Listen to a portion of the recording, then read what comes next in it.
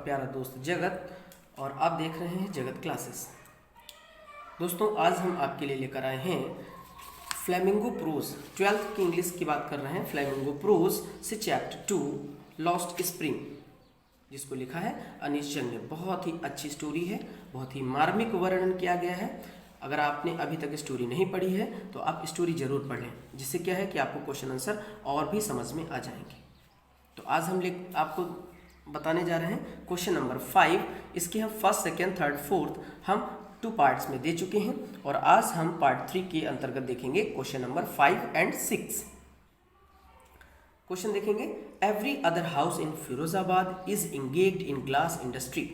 फिरोजाबाद में हर दूसरा घर ग्लास इंडस्ट्री में लगा हुआ था, मतलब चूड़ियाँ बनाने में लगा हुआ था, या कांच से संबंधित कोई और ही कार्य कह सकते हैं, लेकिन मुख्यतः कार्य जो है चूड़ी बनाना ही था। उसी में हर एक दूसरा परिवार, हर एक दूसरा घर लगा हुआ था।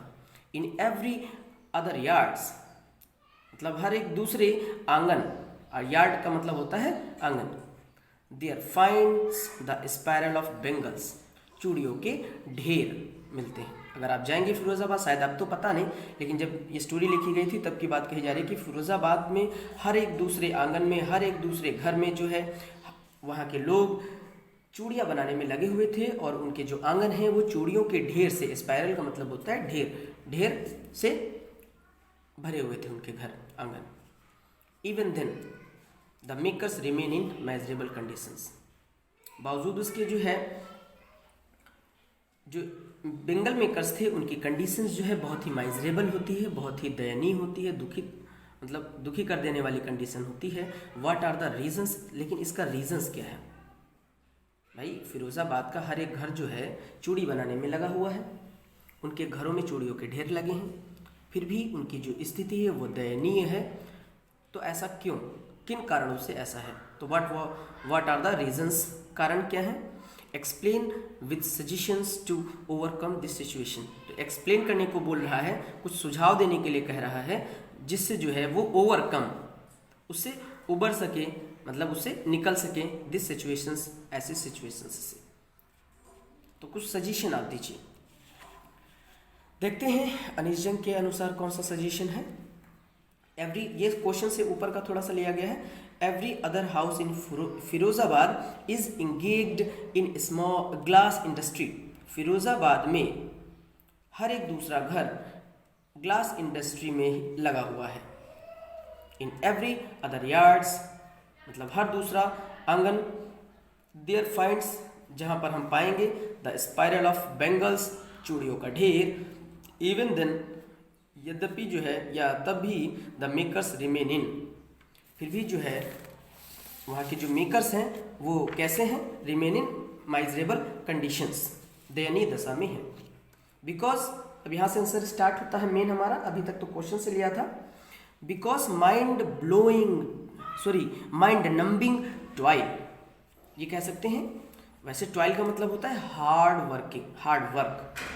तो दिमागी तौर से वो जो है इतना हार्ड वर्क करते थे, किल्स देयर होप्स, मतलब वो इतना दिमागी तौर से उसमें बिजी थे, इतना हार्ड वर्क करते थे, क्या? बेंगल मेकिंग में।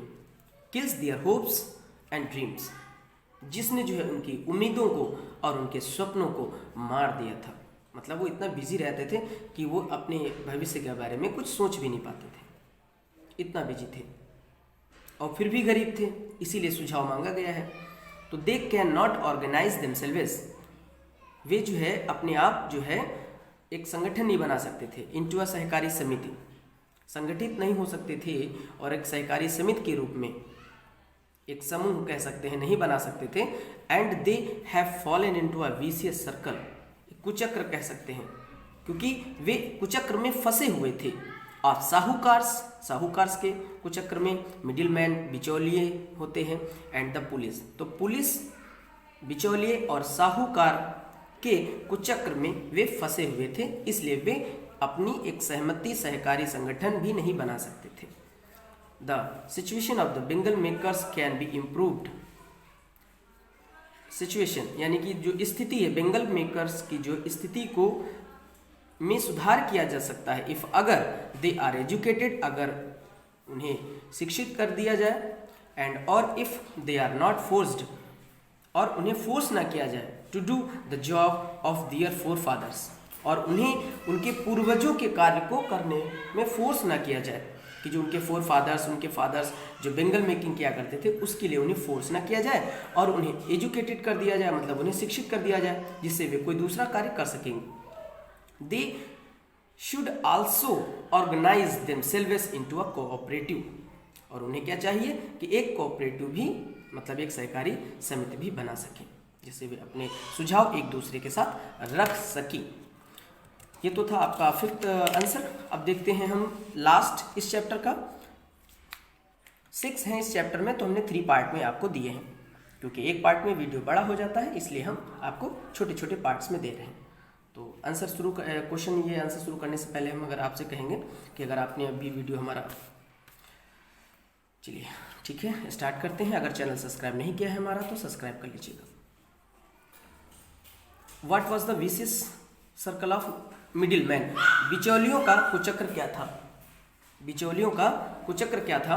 How are they trapped since the time of their forefathers, वे अपने पूर्वजों के समय से कैसे फंसे हुए हैं, मतलब पूर्वज उनके और उनके फादर्स लोग और वे खुद आज की जनरेशन्स, मतलब उस वक्त की जिस वक्त ये स्टोरी लिखी गई तब तक की जनरेशन्स के लिए हम कह सकते हैं कि वो लोग किस तरह से फंसे हुए थे बेंगल मेकिंग्स में।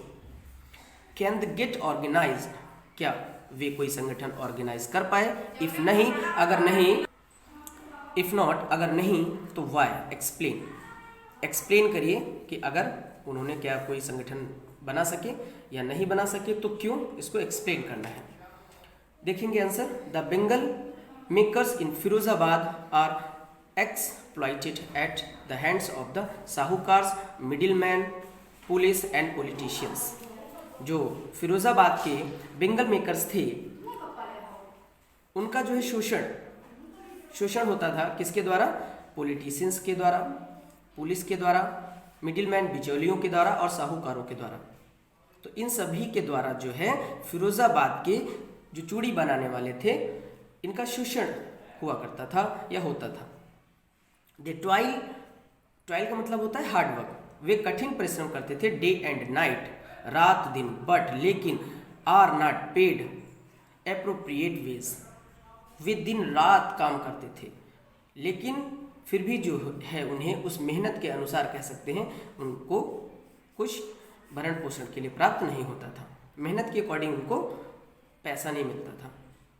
दे कैन नॉट गेट ऑर्गेनाइज्ड, और वे ऑर्गेनाइज्ड नहीं कर सके फॉर दियर बेटरमेंट, वे अपने सुधार के लिए, अपने अच्छे के लिए कोई भी ऑर्गेनाइज नहीं कर पाए, मतलब कोई भी एक संगठन नहीं बना पाए या खुद को संगठित नहीं कर पाए। बिकॉज क्योंकि children are also compelled to join, क्योंकि जो बच्चे थे, कहीं ना कहीं इसमें बताया गया है कि जो बच्चे थे वे भी मजबूर थे to join the job of making bangles, चूड़ी बनाने के लिए जो बच्चे थे वे भी मजबूर थे क्योंकि उनके फोर फादर सभी लोग इसी काम में थे। तो कहते हैं कि एक पारिवारिक उनका सबका काम ही था, तो वे भी कहीं ना कहीं मजबूर थे।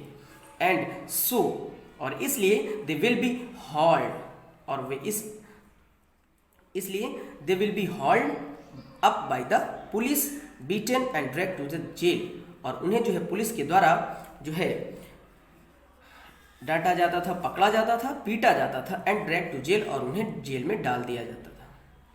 अगर वो कुछ ऑर्गेनाइजेशन करते, कोई कोऑपरेटिव बनाने की सोचते तो उनके अंदर डर था। और जैसे क्यों? क्योंकि ये जो पॉलिटिशियंस, पुलिस और साहूकार, मिडिल मैन्स थे, इनके द्वारा कंप्लेन की जाती होगी जिससे जो है उन्हें जेल में डाल दिया जाता होगा। तो इस डर से वो कभी भी अपने लिए कोऑपरेटिव नहीं बना सके। Because child labour is illegal, क्योंकि जो चाइल्ड लेबर है वो एक असंवैधानिक है, गैरकानूनी है, बच्चों का कार्य करना गैरकानूनी है। तो इस तरह का डर दिखा करके उनको संगठित नहीं होने दिया जाता था। दोस्तों ये थे आपके लॉस्ट स्प्रिंग के लॉन्ग आंसर्स, जिनको मैंने आपको 3 पार्ट्स में दिया है। ये था 3 पार्ट। अगर आपने हमारे पिछले 2 पार्ट नहीं देखे हैं तो ज़रूर देख लीजिएगा और अपनी कॉपी पर नोट कर लीजिएगा। जाते जाते इतना कहेंगे कि अगर आपने हमारा चैनल अभी तक सब्सक्राइब नहीं किया है तो सब्सक्राइब कर लें और वीडियो को लाइक कर दें। फ्रेंड्स को शेयर करना ना भूलें। Thank you for watching my videos. Thank you so much. Bye bye.